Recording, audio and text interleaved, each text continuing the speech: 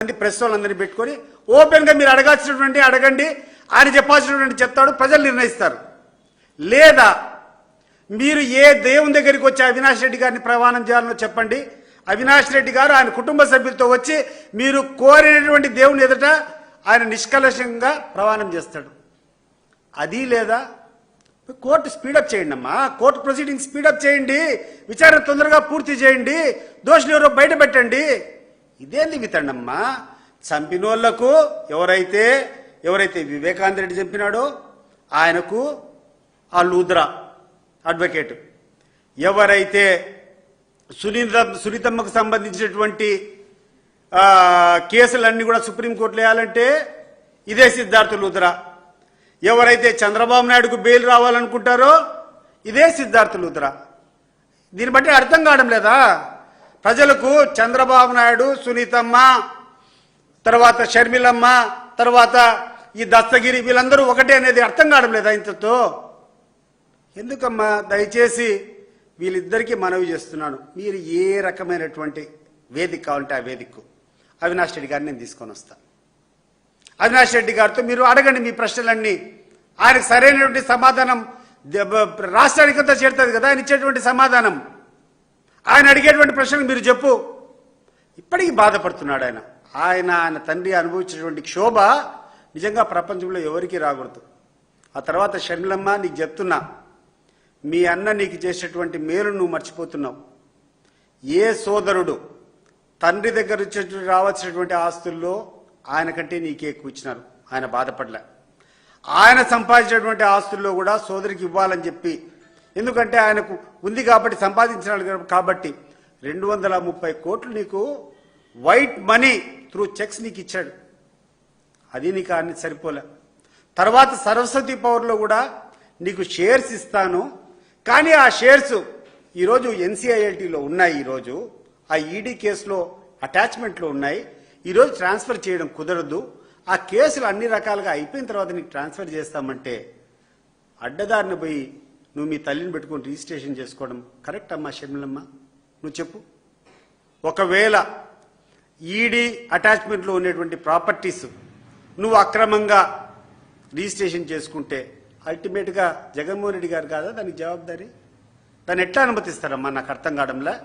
ఏ చదువుకున్నోడైనా అనుమతిస్తాడా? నువ్వు చేసినటువంటి తప్పులకన్నిటికీ నువ్వు తెలంగాణలో ఒక పార్టీ పెట్టావు, ఆ పార్టీ నడిపేదానికోసము కొన్ని కోట్లు ఖర్చు పెట్టావు. ఎవడు పెట్టమన్నాడు? జగన్మోహన్ రెడ్డి ఏమన్నా ఖర్చు పెట్టమన్నాడా నిన్ను? నువ్వు చేసే పిచ్చి శాస్త్రాలకు, నువ్వు చేసే తిక్క శాస్త్రాలకు అన్నిటికీ జగన్మోహన్ రెడ్డి బాధ్యుడా? నువ్వు ఆడ పార్టీ పెట్టినావు. మరి నీకు కన్సిస్టెన్సీ ఉంటే, నిజంగా నీకు నిజాయితీ ఉంటే ఆడ కంటెస్ట్ చేయాల్సింది. నువ్వు ఎందుకు మళ్ళీ అక్కడ కాంప్రమైజ్ అయినావు? అంటే ఎవరితో కాంప్రమైజ్ అయినావు? ఎవరి ఇంట్లో నుంచి నువ్వు బయటకు వచ్చినావో, టైం ఇట్లా వాచ్ చూసుకొని ఇంకేది వీళ్ళతో మాట్లాడేదని బయటకు వచ్చినావో, ఆ సోనియా గాంధీ గారి దగ్గరికి పోయి ఆమె పార్టీలోనే నువ్వు మళ్ళీ పిసిసి ప్రెసిడెంట్. ఎవరికి అర్థం కావడం లేదు నీ స్వార్థము? లేదు, ఆడైపోయిన తర్వాత ఇక్కడ తీసుకొని వచ్చి పెట్టారు. ఇక్కడ తెచ్చిన దానికి కారణమేంది? జగన్మోహన్ రెడ్డి గారికి అత్యంత ప్రతిష్టలున్నాయి, జనబలం ఉంది, ఆయన ఓట్ బ్యాంక్ని స్ప్లిట్ చేయాలా? ఆయన ఓట్ బ్యాంక్ స్ప్లిట్ చేయాలంటే విష ప్రచారంతో పాటు రాజశేఖర రెడ్డి కుటుంబ సభ్యురాలని తీసుకొని వచ్చి కంటెస్ట్ చేపిస్తే గణనీయమైనటువంటి ఓటు చిరుస్తుందనేటువంటి భావంతో చంద్రబాబు నాయుడు గారి ఆడిన నాటకంలో నువ్వు ఇక్కడికి వచ్చినావు. నీకు ఫండింగ్ ఇచ్చినాడు. ఎవరికి తెలియదు ఆ మాట? నువ్వు పెట్టేటువంటి ప్రతి పైసా ఖర్చు ఎలక్షన్లో పెట్టింది చంద్రబాబు నాయుడు గారు ఇచ్చింది కాదా? లోకేష్ గారు ఇచ్చింది కాదా? ఇవి నువ్వు ప్రజలకు చెప్పుకోవాల్సింది పోయి నిస్సిగ్గుగా నువ్వు వ్యవహరించినటువంటి తీరు ఈ రాష్ట్ర ప్రజలందరూ కూడా గమనిస్తున్నారు. ఇటువంటి చౌకబారు ప్రకటనలు నువ్వు మానుకోకుంటే భవిష్యత్తులో నీ యొక్క ఇమేజ్ ఇంకా తీవ్రంగా గణనీయంగా పడిపోతుందని చెప్పి ఈ సందర్భంగా వీళ్ళు తెలియజేస్తున్నారు.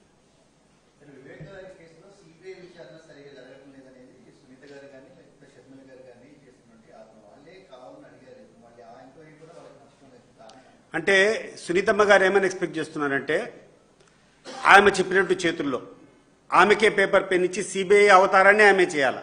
మీరు సిబిఐనే తప్పులు పడుతుందన్నారు. సిబిఐనే కాదు, సుప్రీంకోర్టు కూడా తప్పులు పట్టింది ఆమె. మీరు ఒకసారి స్టేట్మెంట్ చూస్తే సిబిఐతో పాటు సుప్రీంకోర్టు కూడా ఆయన తప్పులు పట్టింది.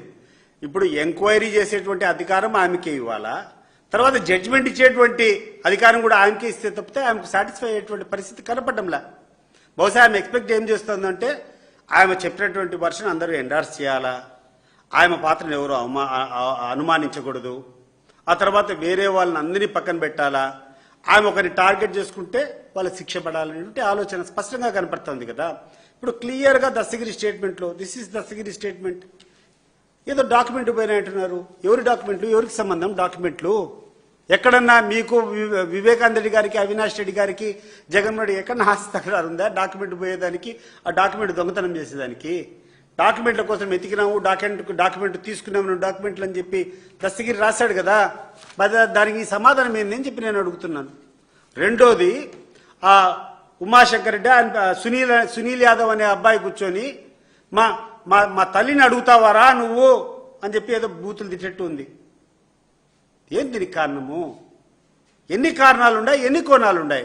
అవన్నీ పక్కన పెట్టి నువ్వు అడిగేదంతా, మీరు చూపించే నేరం అంతా ఏంటంటే సిబిఐలో చూపించింది tampering of evidences. Vivekananda Reddy గారు చనిపోయిన తర్వాత ఆ ప్రదేశాన్ని అంతా క్లీన్ చేశారనేటువంటి ఎవరితోనూ ఒక దాడిపోయే ఒకంతో కూర్చొని స్టేట్మెంట్ తీసుకొని దాంట్లో పెట్టుకొని ఆయన కేసులో పెట్టారు.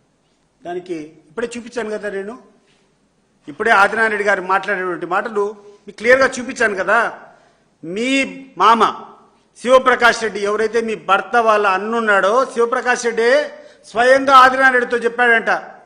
ఏమని? మా బావకు సిగరెట్లు ఎక్కువ తాగుతున్నాడు, ఆయనకు స్టంట్ వేశారు, ఎవరు చెప్పినా వినకుండా సిగరెట్లు ఎక్కువ తాగడం వల్ల బ్లడ్ వామిటింగ్ అయినా హార్ట్ అటాక్ వచ్చిందని చెప్పి మీ అన్న చెప్పాడు. మీరు ప్రాపగేషన్ కదా, అది సరిపోదా నీకు సాక్ష్యము? దాంట్లో సంబంధం లేదని.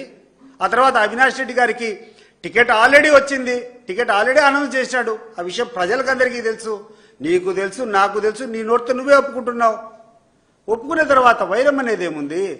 ఆయనకు కావాల్సినటువంటి రాజకీయ లక్ష్యం చేరిపోయినప్పుడు, టికెట్ ఆయనకు జగన్మోహన్ రెడ్డి ఇచ్చినప్పుడు, ఇంకా where is the question of enmity between Vivekananda Reddy and Avinash Reddy? అయిపోయింది కదా, ఇష్యూ ఇస్ క్లోజ్డ్. టికెట్ కోసం ఇద్దరు ఆరాటపడుతున్నారు. ఎస్, వాస్తవమే, వివేకానంద రెడ్డి గారు కూడా ఆశించినాడు.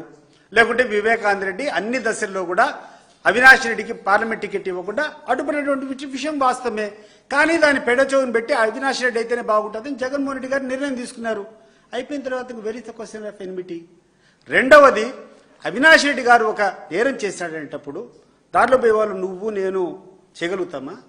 ఎక్కడైనా ఒక జింక పోయి ఏదైనా వ్యక్తిని వేటాడుతుందా? ఒక పవర్ఫుల్ సింహాలు, పులులు వేటాడతాయి. జనంలో కూడా హత్యలు చేసేది, హత్య చరిత్ర ఉండేటువంటి వ్యక్తులే హత్యలు కానీ నేరాలు కానీ చేయగలుగుతారు. దీనికి సంబంధించి ఒక ఓపెన్ ఛాలెంజ్, ఎక్కడైనా కడప జిల్లాలో, కడప పార్లమెంట్ పరిధిలో 12 సంవత్సరాలుగా ఎంపీగా ఉన్నటువంటి అవినాష్ రెడ్డి గారి పైన ఒక చిన్న ఆధారం, ఎక్కడైనా ఒక నేరస్తుని ఎన్నికేసుకుని వచ్చినాడని కానీ, ఒక నేరం చేయమని చెప్పినాడు కానీ, ఎక్కడైనా ఒక ఆధారం ఎవడైనా చూపించగలుగుతున్నాడా నేను చెప్పి అడుగుతున్నా నేను.